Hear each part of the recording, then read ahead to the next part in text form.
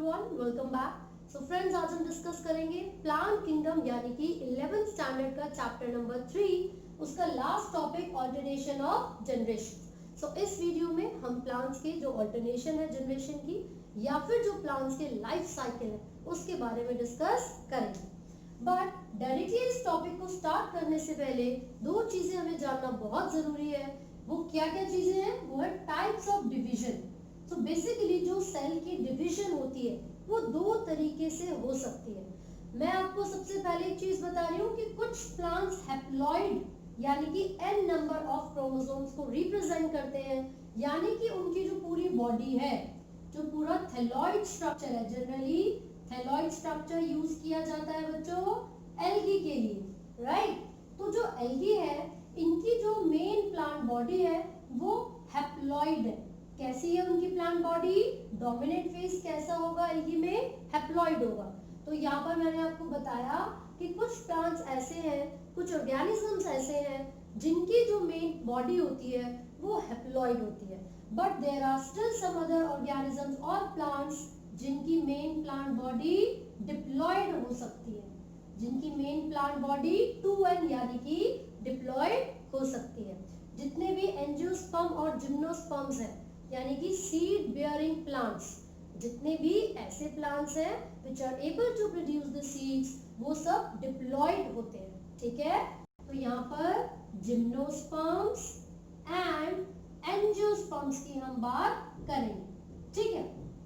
तो चाहे कोई भी प्लांट हैप्लॉइड हो या फिर डिप्लॉइड हो, ग्रोथ करने के लिए जो माइटोसिस है, मैंने बोला ना सेल दो तरीके से डिवाइड कर सकता है, तो उसमें से एक तरीके की जो डिवीजन है उसको हम माइटोसिस कहते हैं and the another one is meiosis. Mitosis, meiosis. Mitosis का मतलब क्या होगा? इसका मतलब होता है इक्वेशनल डिवीजन। इसका मतलब होता है इक्वेशनल डिवीजन, व्हिच मींस जितने number of chromosomes parent cell में थे, जो प्लॉइडी पेरेंट सेल की थी, प्लॉइडी का मतलब क्या है?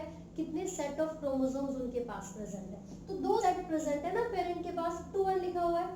तो जो डॉटर सेल्स आएंगे उनके पास भी सेम नंबर ऑफ क्रोमोसोम्स ही होंगे। तो जब भी सेल इस तरीके से डिवाइड करेगा कि दोनों डॉटर सेल्स में इक्वल नंबर ऑफ क्रोमोसोम्स होंगे, so this sort of division is called mitosis, ठीक है। मियोसिस में क्या होता है? This is reductional division. This is reductional division, which means कि जो क्रोमोसोम नंबर पेरेंट की बॉडी में प्रेजेंट थे वो रिड्यूस हो जाते हैं जब दो डॉटर सेल्स की फॉर्मेशन होगी। यानी कि यहाँ पर पेरेंट सेल में 2 सेट्स ऑफ क्रोमोसोम थे, लेकिन जब यहाँ पर डॉटर सेल्स की फॉर्मेशन हुई तो दोनों में each of the daughter cell will get single set of chromosome n। ये मियोसिस हो गई एंड इट वाज माइटोसिस। तो डिफरेंस हमें पता चल गया दोनों तरीके के डिवीजन में, ठीक है। आपको ये याद रखना है कि जो हैप्लॉइड ऑर्गेनिजम्स हैं, मतलब हैप्लॉइड प्लांट्स, और जो डिप्लॉइड प्लांट्स हैं, दोनों ही प्लांट्स माइटोसिस यानी कि इक्वेशनल डिवीजन कर सकते हैं, लेकिन अपनी लाइफ के कौन सी स्टेज में वो माइटोसिस करेंगे ये जानना भी तो जरूरी है। तो देखो बेटा, अगर ये हैप्लॉइड प्लांट्स के बारे में बात हो रही है, मान लीजिए ये एल्गी है, कोई हैप्लॉइड एल्गी, ठीक है, क्लेमाइडोमोनास का एग्जांपल ले लेते हैं। तो जब ये गैमेट्स की फॉर्मेशन करेगी तो भैया n/2 तो कुछ होता ही नहीं है। ऐसा तो नहीं होगा ना कि पेरेंट में जितने नंबर ऑफ क्रोमोसोम्स हैं, गैमेट्स की फॉर्मेशन के दौरान हैप्लॉइड ऑर्गेनिज्म में भी मियोसिस हो जाए, ऐसा तो नहीं होगा। तो इसका मतलब जो हैप्लॉइड ऑर्गेनिजम्स होते हैं, जब उनके अंदर गैमेट्स की फॉर्मेशन होती है तो वो मियोसिस से नहीं माइटोसिस से होती है। मियोसिस से नहीं माइटोसिस से होती है। ऐसा क्यों? बिकॉज उनकी प्लांट बॉडी पहले से ही हैप्लॉइड है, ठीक है। तो क्योंकि वो पहले से हैप्लॉइड थे तो जो न्यू गैमेट्स की फॉर्मेशन होगी, वो जो गैमेट्स बनेंगे वो माइटोसिस से बनेंगे, यानी कि इक्वेशनल डिवीजन से। तो यहाँ पर जो गैमेट्स बने हैं भाई वो मेल हो सकता है, फीमेल हो सकता है, राइट। तो जब आगे चलकर फर्टिलाइजेशन होगी, अगर ये सेक्सुअली रिप्रोड्यूस करेंगे तो क्या होता है सेक्सुअल रिप्रोडक्शन में? देखिए मान लीजिए फीमेल और मेल दोनों गैमेट्स की बात हो रही है, ठीक है, तो ये दोनों गैमेट्स आपस में फ्यूज करेंगे, और जब ये आपस में फ्यूज करेंगे तो जाइगोट बनेगा, and this zygote is a diploid structure. यहाँ पर जो जाइगोट बना है वो 2n है, यानी कि वो डिप्लॉयड है, जबकि हमने पढ़ा था एल्गी की जो मेन प्लांट बॉडी होती है वो तो हैप्लॉइड होती है। तो क्या ये जाइगोट डायरेक्टली न्यू एल्गी में डेवलप कर सकता है? नहीं कर सकता। तो इस जाइगोट के अंदर कौन सी डिवीजन होगी? This zygote will undergo meiosis, और यहाँ पर मियोसिस 1 एंड मियोसिस 2 होगी, जिसके रिजल्ट में 4 हैप्लॉइड स्पोर्स बनेंगे, और ये चारों हैप्लॉइड स्पोर्स फेवरेबल कंडीशंस आते ही न्यू गेमेटोफाइट में डेवलप कर जाते हैं। तो ये हमने बात की हैप्लॉइड ऑर्गेनिजम्स के बारे में।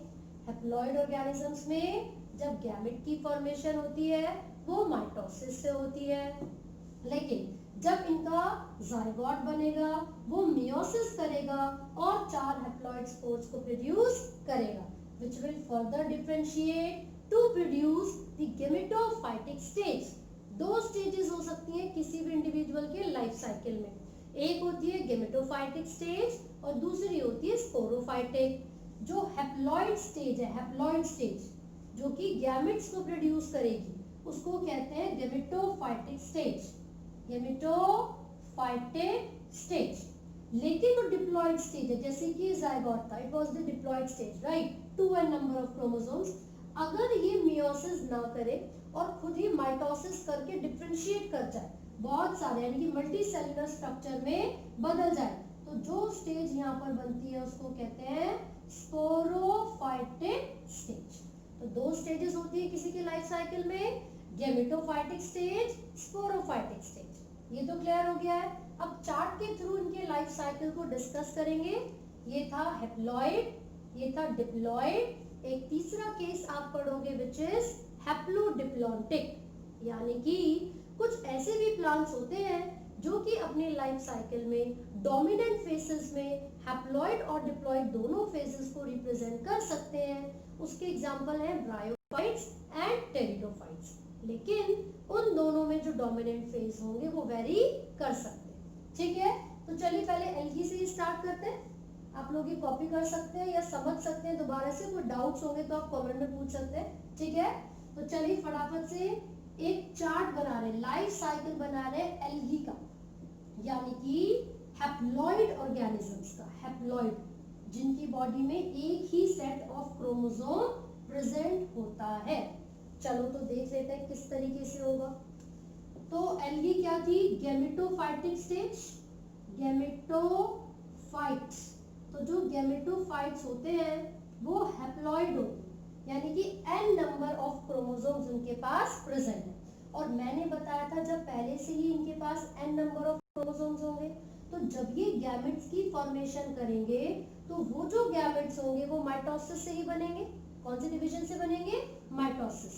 तो मान लीजिए मेल और फीमेल दोनों गैमेट्स यहाँ पर प्रोड्यूस हो गए। तो ये जो प्रोसेस है गैमेट की फॉर्मेशन का, उसको हम क्या बोलते हैं? गैमेटोजेनेसिस। गैमेटोजेनेसिस का मतलब है the process of formation of gametes. ये जो स्टेज थी माइटोसिस करके गैमेट्स को प्रोड्यूस करेगी, जो मेल और फीमेल गैमेट्स होंगे। जब वो एक दूसरे के साथ फ्यूज करते हैं तो उस प्रोसेस को हम क्या कहते हैं? सिनगेमी। तो ये दोनों मेल और फीमेल गैमेट्स एक दूसरे के साथ फ्यूज करेंगे तो उस प्रोसेस को बोलेंगे सिनगेमी। और जब सिनगेमी होती है तो उसके रिजल्ट में 2n वाली स्टेज बनेगी, जिसको हमने बोला था जाइगोट। ये जो 2n यानी कि डिप्लॉयड वाली स्टेज यहाँ पर बनी है, इसको हमने क्या बोला है? Zygote. And after some time this zygote will undergo meiosis. कौन सी डिवीजन ये करेगा यहाँ पर? मियोसिस। और मियोसिस के रिजल्ट में ये 4 हैप्लॉइड स्पोर्स प्रोड्यूस होंगे, जो कि फर्दर डिफरेंशिएट करके गैमेटोफाइटिक स्टेज को बना लेते हैं। तो हमें यहाँ पर इसको थोड़ा अच्छे से लिख लेते हैं। ये बना था जाइगोट, दिस इज जाइगोट। और जाइगोट की प्लॉइडी क्या थी? 2n, जाइगोट की प्लॉइडी क्या थी 2n यानी कि डिप्लॉइड। ठीक है, तो आप देख सकते हो सिर्फ यही वो कंडीशन है, सिर्फ यही वो स्टेज है जिसमें डिप्लॉइड वाली कंडीशन आ रही है, क्योंकि जब यहाँ पर मियोसिस हो जाएगी, क्योंकि when zygote will undergo meiosis, तो मियोसिस के रिजल्ट में क्या प्रोड्यूस हो रहा है यहाँ पर 4 हैप्लॉइड स्पोर्स, 4 हैप्लॉइड स्पोर्स, और ये जो 4 हैप्लॉइड स्पोर्स बने थे वो किस में डिफरेंशिएट कर जाएंगे गेमेटोफाइटिक स्टेज में। फिर एल्गी हमेशा अपनी गेमेटोफाइटिक स्टेज में रहेगा काफी समय तक, बाद में चलकर माइटोसिस होगी, गैमेट्स की फॉर्मेशन होगी, फिर वो गैमेट्स फ्यूज करेंगे, जाइगोट बनेगा, और वो जाइगोट फिर से मियोसिस करके स्पोर्स को बना लेगा। तो हमने यहाँ पर क्या देखा, जो डोमिनेंट फेज है, सबसे ज्यादा लंबे समय तक चलने वाला जो फेज है एल्गी के लाइफ साइकिल में, वो हैप्लॉन्टिक होता है। हैप्लॉन्टिक का मतलब गेमेटोफाइटिक स्टेज यानी कि हैप्लॉइड प्लांट बॉडी। तो आई होप आपको ये समझ में आया है। एल्गी के बारे में हमने बात की है, तो इसके एग्जांपल में एल्गी हम लिख रहे हैं, ठीक है। एल्गी के अंदर भी कुछ स्पीशीज है, क्लेमाइडोमोनास की, क्लेमाइडोमोनास, स्पायरोगायरा, वॉलवॉक्स एक्सेट्रा, ठीक है। तो ये कुछ ऐसी स्पीशीज है एल्गी की, मतलब मेजॉरिटी में अगर मैं आपको बताऊं तो जो एल्गी होती है वो हैप्लॉन्टिक होती है, उनका जो लाइफ साइकिल होता है वो हैप्लॉन्टिक होता है। लेकिन आप इसमें एक्सेप्शन पढ़ोगे, है ना, डिप्लॉन्टिक में एक एल्गी पढ़ेंगे आप फ्यूकस, हैप्लोडिप्लॉन्टिक में भी मैं 3 एग्जांपल्स आपको बताऊंगी। तो ये चार्ट हमें समझ आ गया हैप्लॉन्टिक का, ठीक है। अब डिप्लॉन्टिक की बात करते हैं फटाफट से। Let's see diplontic life cycle में क्या उसमें भी ये वाला फेज डोमिनेंट होगा? नो, डिप्लॉइड का मतलब है 2 सेट्स ऑफ क्रोमोसोम वाला जो फेज होता है वो डोमिनेंट होता है, तो उसको हटा रहे हैं हम।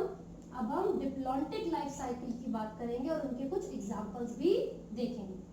चलिए, तो हम यहाँ पर डिस्कस कर रहे हैं डिप्लॉन्टिक लाइफ साइकिल, और इसके एग्जांपल्स मैंने आपको बताए थे, जितनी भी सीड बेयरिंग, सीड्स बेयरिंग मतलब जिनके अंदर सीड्स प्रोड्यूस होते हैं वो वाले प्लांट्स, तो जिम्नोस्पर्म, जिम्नोस्पर्म्स एंड एंजियोस्पर्म्स, जितने भी जिम्नोस्पर्म्स और एंजियोस्पर्म्स होते हैं वो क्या होंगे? डिप्लॉइड होंगे, उनका लाइफ साइकिल कैसा होगा? डिप्लॉन्टिक होगा।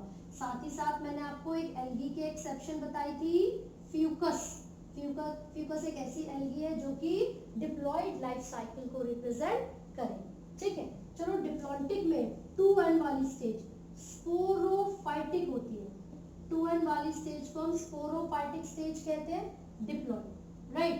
अब ये जो डिप्लॉइड कंडीशन है ये इमीडिएटली मियोसिस नहीं करती, ये इमीडिएटली मियोसिस नहीं करेगी, आगे चलकर कुछ लंबे समय के बाद जब ये डिफरेंशिएट करती है, जब ये मियोसिस करती है, तो गैमेट्स यानी कि गैमेटोफाइटिक स्टेज आती है, हैप्लॉइड स्टेज आती है, गैमेटोफाइट वाली स्टेज आएगी, and it will produce mail and female gametes by the process called gametogenesis.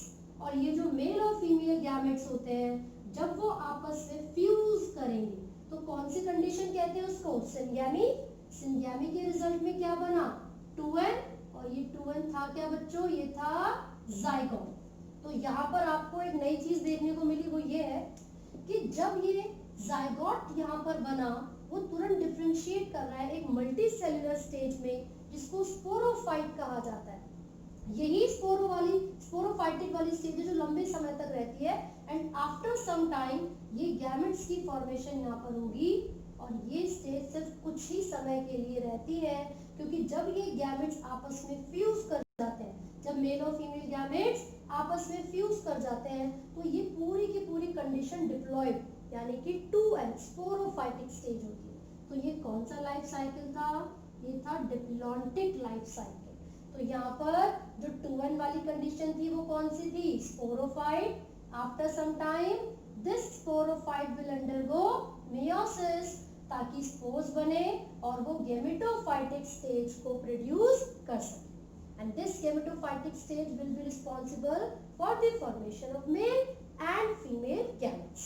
तो ये कंडीशन हमने यहाँ पर देखी, बल्कि हम इसको कुछ इस तरीके से लिखेंगे, यहीं पर गैमेट्स की फॉर्मेशन होगी, गैमेटोजेनेसिस, ठीक है। तो ये इस तरीके से, it was the haploid phase, it was the diploid phase. तो डोमिनेटिंग फेज कौन सा दिख रहा है हमें इसको इस पूरे चार्ट में, डिप्लॉन्टिक फेज, ठीक है। तो यहाँ पर मेन प्लांट बॉडी डिप्लॉइड होती है। देखो एल्गी में क्या हो रहा था, जो जाइगोट बना था वो तुरंत मियोसिस कर रहा था, लेकिन यहाँ पर जो जाइगोट है वो मियोसिस नहीं कर रहा है, वो काफी लंबे समय तक डिप्लॉइड कंडीशन में रहेगा, जिसको हम कहते हैं स्पोरोफाइटिक कंडीशन, ठीक है। और फिर कुछ समय बाद जब गैमेट्स को प्रोड्यूस करने की जरूरत पड़ेगी, तब जाकर यहाँ पर मियोसिस होती है। तो ये तो शॉर्ट लिव्ड है, this haplontic stage is short lived. तो मेन प्लांट बॉडी कौन सी हो गई, डिप्लॉन्टिक। तो एग्जांपल जरूर याद रखेंगे आप, राइट। अब हम आगे बढ़ेंगे और हैप्लोडिप्लॉन्टिक कंडीशन को देखेंगे। हैप्लोडिप्लॉन्टिक, ठीक है। एनसीईआरटी में तीनों चार्ट्स बहुत अच्छे से गिवन है, आप एक बार एनसीईआरटी से पढ़ोगे तो आपको अच्छे से क्लियर हो जाएगा, है ना। मैं हमेशा बोलती हूँ एनसीईआरटी को जरूर पढ़िए। तो जो नेक्स्ट कंडीशन की हम बात कर रहे हैं वो कौन सी है बच्चे, हैप्लोडिप्लॉन्टिक। अब इसके अंदर क्या होगा, दोनों ही फेजेस शो होते हैं, हैप्लॉइड भी और डिप्लॉइड भी। कोई भी प्लांट जितना समय हैप्लॉन्टिक स्टेज को रिप्रेजेंट कर रहा है, लगभग उतना ही समय वो डिप्लॉन्टिक स्टेज को भी एक्सप्रेस कर रहा है। तो इसी कंडीशन को, इसी फेज को, इसी लाइफ साइकिल को क्या कहते हैं, हैप्लोडिप्लॉन्टिक। तो बिल्कुल सिंपल है, बहुत आसान है। गैमेटोफाइटिक स्टेज थी, गैमेटोफाइट यानी कि हैप्लॉइड, इन्होंने गैमेट्स की फॉर्मेशन कर ली, गैमेटोजेनेसिस, ठीक है। अब ये जो गैमेट्स बने थे इन्होंने कर लिया फ्यूजन, यानी कि फर्टिलाइजेशन होगी तो क्या बनेगा, जाइगोट बनेगा, यानी कि 2n, and this zygote will be differentiated into sporophytic stage, sporophytic stage, and after some time this sporophytic stage will undergo meiosis to produce these spores। इस तरीके से तो देखा जाए तो ये डिप्लॉन्टिक वाली फेज और ये हैप्लॉन्टिक वाली फेज दोनों ही इक्वल टाइम पीरियड के लिए एग्जिस्ट कर रही है ना। तो इसका मतलब ये हुआ कि कुछ ऑर्गेनिजम्स, कुछ प्लांट्स ऐसे होते हैं जो कि हैप्लॉइड और डिप्लॉइड दोनों ही कंडीशंस को for almost equal time of interval के लिए एक्सप्रेस करेंगे। So this is haplontic, haploid, right? And this is diplontic, diplontic। तो यहाँ पर आपने देखा ये हैप्लॉन्टिक कंडीशन है, ये डिप्लॉन्टिक कंडीशन है। जब मैं एग्जांपल्स की इनकी बात करूंगी तो आप देखोगे ब्रायोफाइट्स, जितने भी ब्रायोफाइट्स हैं, जितने भी टेरिडोफाइट्स हैं, ये क्या करते हैं, कौन से लाइफ साइकिल को रिप्रेजेंट करेंगे, हैप्लोडिप्लॉन्टिक। लेकिन बच्चों ब्रायोफाइट्स के अंदर जो डोमिनेंट फेज है वो तो गैमेटोफाइटिक है, गैमेटोफाइटिक। लेकिन टेरिडोफाइट्स के अंदर जो डोमिनेंट फेज होता है वो स्पोरोफाइटिक होता है। मतलब दिखाएंगे तो दोनों कंडीशंस को, लेकिन जो डोमिनेटिंग फेज होगा ब्रायोफाइट्स का वो हैप्लॉइड वाला, यानी कि गैमेटोफाइटिक, गैमेट प्रोड्यूसिंग या प्रोड्यूस करने वाली स्टेज, और टेरिडोफाइट्स के अंदर स्पोरोफाइट, राइट। अब मैंने यहाँ पर एल्गी की एक्सेप्शन की भी बात की थी, क्योंकि मैंने बोला था majority of algae express haplontic life cycle, लेकिन डिप्लॉन्टिक में फ्यूकस का एग्जांपल पढ़ चुके हो। अब इसके अंदर कौन सा एग्जांपल है, एक्टोकार्पस, पॉलीसिफोनिया एंड कैल्प्स। ये कुछ ऐसी एल्गी है जो कि हैप्लोडिप्लॉन्टिक होती हैं, और यही क्वेश्चन भाई नीट में पूछा जाता है। पूरे आपको 4 ऑप्शंस देंगे, उसमें लिखा होगा which of the following is correct, है ना। क्लैमाइडोमोनास, उसके आगे डिप्लॉइड लिख दिया, फिर आपके उसमें कैल्प्स दे दिया, उसके आगे डिप्लॉइड लिख दिया, एक्टोकार्पस के आगे हैप्लॉइड लिख दिया, पॉलीसिफोनिया के सामने हैप्लोडिप्लॉन्टिक, तो यही करेक्ट होगा। तो इस तरीके से आपसे क्वेश्चन पूछे जाते हैं लाइफ साइकिल्स ऑफ प्लांट या फिर ऑल्टरनेशन ऑफ जनरेशन में से। तो एक्सेप्शन जरूर याद रखनी है, कौन से ऑर्गेनिज्म हैप्लॉइड है, कौन से डिप्लॉइड है, या फिर कौन से हैप्लोडिप्लॉइड है। So this is all about this particular topic. So I hope आपको ये समझ में आया है। In case आपको कोई डाउट है तो आप कमेंट कर सकते हैं। and do not forget to like, share and subscribe.